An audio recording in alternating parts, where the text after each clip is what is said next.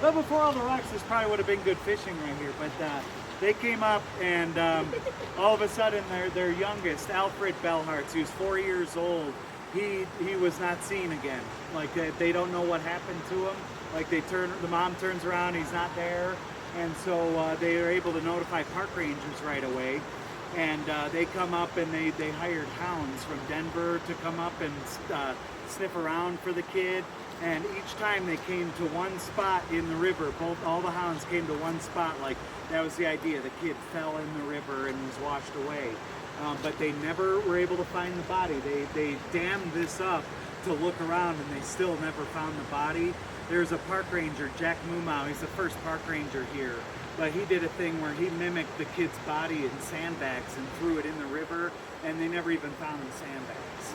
But they kept doing the hounds. They kept going back to the same spot, but there was still this idea that maybe the kid could still be found and maybe was kidnapped. And then it was a couple weeks later, there was people up on Fall River Road, and they swear they saw this kid up on this climbing area called the Devil's Nest. And they watched this kid up there for a minute, and then saw an arm come in and grab him, and then he disappeared again. And all the search and rescue efforts, nothing was ever found of Alfred Beilhartz.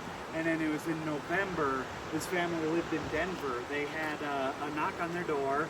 They go answer it, and someone hands them a postcard. They close the door, and they read it, and it says something about, like, if you ever want to see little Alfred again, you got to leave $500 in this coffee can at this intersection.